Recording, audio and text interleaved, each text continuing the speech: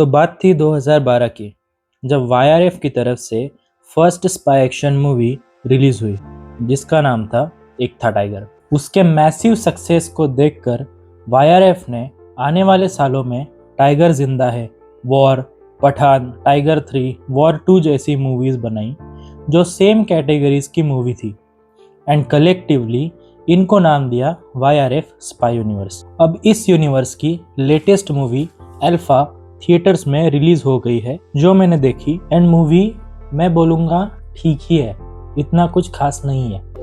अब basic story की बात करें तो अल्फा बनाने का फॉर्मूला समझते। सबसे पहले कैप्टन अमेरिका लिया, उसमें थोड़ा सा बैलेरिना डाला, उसमें थोड़ा सा ब्लैक विडो डाला और ऊपर से इंडिया पाकिस्तान का एंगल छिड़क दिया, बन गया अल्फा। पहले बात करते हैं मूवी की स्टोरी की, जिसके बारे में बिना स्पॉइलर दिए बात करें तो एक सीक्रेट प्रोग्राम बनाया जाता है अल्फा नाम से, जिसमें नॉर्मल ह्यूमंस को सुपर सोल्जर्स में कन्वर्ट किया जाता है, वैसे ही जैसे हमने कैप्टन अमेरिका में अब तक देखा था। अब किसी रीजन से बस एक छोटी बच्ची इस प्रोग्राम में बचती है जो एक सक्सेसफुल सुपर सोल्जर बनती है, जो उसको बॉबी देओल का कैरेक्टर फतेह बनाता है। फाइनली मूवी में कैसे एक एक चीजें रिवील होती है एंड प्रोजेक्ट अल्फा का रियलिटी क्या है वो हमें समझ में आता है। ये स्टोरी का बेसिक लेआउट है। अब सबसे पहले मूवी के कुछ पॉजिटिव पॉइंट्स की बात करते हैं। देखो, मूवी का कलर ग्रेडिंग और मूवी का सिनेमेटोग्राफी बाकी वाईआरएफ के स्पाई यूनिवर्स के मूवीज से काफी डिफरेंट फील होता है। इसमें मैं डायरेक्टर को अप्रिशिएट करना चाहूंगा क्योंकि बाकी सारी मूवीज एक सिमिलर टेम्पलेट को फॉलो करती है and same colour scale and same type का पैटर्न फॉलो करते हैं जो अल्फा नहीं करती, तो ये सारी मूवीज से अलग स्टैंड आउट करती है। कुछ एक्शन सीक्वेंस मूवी में अच्छे हैं but most of the times over the top चले जाते हैं। मूवी की मेन लीड आलिया भट्ट है बट शर्वरी का परफॉर्मेंस एंड स्क्रीन प्रेजेंस काफी अच्छा है। इफ यू रिमेम्बर, वॉर 2 में कर्नल लूथरा के बाद रॉ का चीफ अनिल कपूर के कैरेक्टर को बनाया गया था, जिनका काफी सिग्निफिकेंट रोल है इस मूवी में एंड उनका परफॉर्मेंस एंड स्क्रीन प्रेजेंस बहुत अच्छा है। अब जैसे ट्रेलर में इन्होंने दिखाई दिया था वैसे मूवी में ऋतिक रोशन का कैमियो है एंड उसके अराउंड इन्होंने एक एक्शन सीक्वेंस भी रखा है जो काफी वेल डिजाइंड एंड कोरियोग्राफ्ड लगता है। अब ये थी मूवी के पॉजिटिव्स की बात। अब बात करते हैं मूवी के नेगेटिव पॉइंट्स की। तो सबसे पहले मूवी के स्टंट्स बहुत खराब है। आपको वायर वर्क एकदम इजीली नोटिस हो जाता है, लेजीनेस पूरी तरह से फील हो जाता है। मूवी के स्टार्टिंग में ही आलिया भट्ट का एक एक्शन सीक्वेंस है एक सर्कुलर बिल्डिंग में जो बिल्कुल भी अच्छा नहीं लगता एंड उसमें इतना खराब एक्शन सीक्वेंस इन्होंने दिखाया है, लिटरली उसमें पूरी तरह से क्लियरली दिख जाता है कि ये एआई जनरेटेड सीक्वेंस है। अब देखिए, किसी भी मूवी में म्यूजिक एक बहुत इंपॉर्टेंट फैक्टर होता है स्टोरी को बताने के लिए एंड प्रेजेंट करने के लिए। अच्छे म्यूजिक से हमेशा मूवी का क्वालिटी एनहांस ही होता है, जिसका एग्जांपल हमने बार बार धुरंधर के दोनों पार्ट में देखा है। वही चीज इस मूवी में बहुत out of the place feel होती है। आलिया भट्ट के एंट्री पर इतना वियर्ड म्यूजिक लगाया है, तू अग्नि है, तू तूफान है, ऐसा कुछ इतना खराब लगता है कि पूरा सीन को वो एकदम से डाउनग्रेड कर देता है। अब इसी जगह पर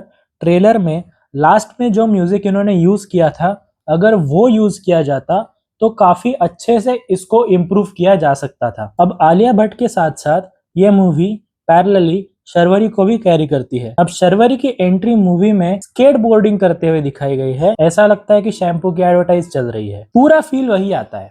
स्पीकिंग ऑफ विच, मूवी में ऐसा दिखाया जाता है कि आलिया भट्ट लीड कैरेक्टर है या फिर मूवी आलिया भट्ट को एज अ लीड करके एक मेन कैरेक्टर लेके ही चलती है, बट मुझे ऐसा फील हुआ क्योंकि ये मूवी एक साइफाई स्पाई मूवी है तो इसमें इन्होंने सुपर सोल्जर्स का एंगल डाला है, लेकिन आलिया भट्ट का फिजिक एंड शर्वरी का फिजिक, इसमें आलिया भट्ट से ज्यादा डोमिनेटिंग पर्सनालिटी शर्वरी की दिखती है, जो कि अच्छा होता अगर इन्होंने शर्वरी का रोल आलिया भट्ट ने किया होता एंड आलिया भट्ट का रोल शर्वरी ने किया होता। नेचुरली शर्वरी का फिजिकल बिल्ड स्ट्रांग है तो वो इस रोल में ज्यादा सूट होती है। अब ठीक है, मैंने एक्सेप्ट कर लिया कि ये एक साइफाई स्पाई एक्शन मूवी है, बट मेरी बिगेस्ट कंप्लेंट है कि उस तरह से कंसिस्टेंसी तो मेंटेन करो। मूवी की स्टोरी स्टार्ट होती 1950 में, बट उस टाइम पे इनके रिसर्च लैब्स में ट्रांसपेरेंट टाइप के ग्लास वाले डिस्प्ले लगाए हुए जो बिल्कुल out of the place feel होते हैं। एटलीस्ट टाइम के हिसाब से सूटेबल मशीनरी एंड प्रॉप्स को यूज करे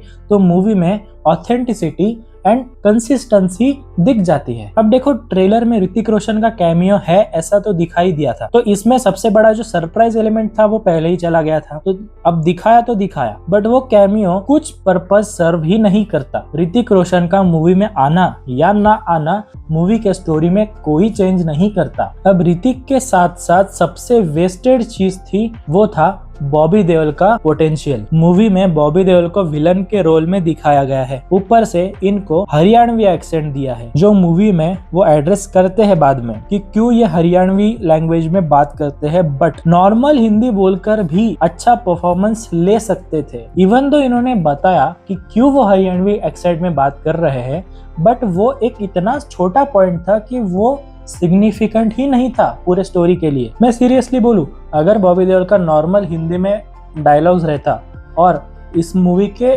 डायलॉग्स को थोड़ा सा ठीक से लिखा गया होता तो Bobby Deol is a guy who can pull off this role, और इन्होंने इस रोल को और ज्यादा अच्छे से प्रेजेंट किया होता। सिर्फ कुछ आइडियाज और कुछ डायलॉग्स जब लिखते हैं ना तो वो ऑन पेपर काफी अच्छा लगता है, बट एक्चुअल में जब उनको शूट किया जाता है तब उसमें प्रॉब्लम्स नोटिस करके मूवी के स्क्रिप्ट में चेंजेस कर लेने चाहिए, नहीं तो ये लेजीनेस मूवी में दिख जाता है। अब जब मूवी का मार्केटिंग हुआ तो मूवी को काफी हेवीली पुश किया गया फीमेल लीड के पर्सपेक्टिव से, जो ठीक है, बट मेन प्रॉब्लम इज जब भी वाईआरएफ की तरफ से कोई भी स्पाई एक्शन मूवी आती है, घूम फिर कर फाइनली वो मूवी इंडिया पाकिस्तान पर ही रिवॉल्व करती है। कितना भी मूवी को, प्लॉट को, स्टोरी को डाइवर्ट करने की कोशिश करो, फाइनली कनेक्शन वही निकलता है किसी भी मूवी में। अब एक चीज मुझे मूवी में ये सही लगी कि एटलीस्ट बाकी सारी वाईआरएफ के मूवीज की तरह इंडिया के और पाकिस्तानी एजेंट्स के बीच में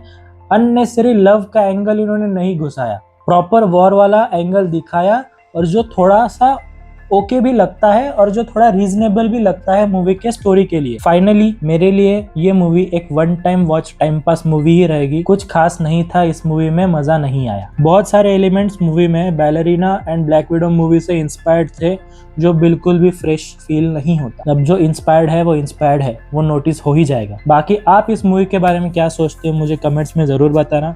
आज के लिए फिलहाल इतना ही। आपकी तरह मैं भी मायूस हूँ, लेकिन उम्मीद पर दुनिया कायम है। दिल दुखा है लेकिन टूटा तो नहीं है, और उम्मीद का दामन छूटा तो नहीं है।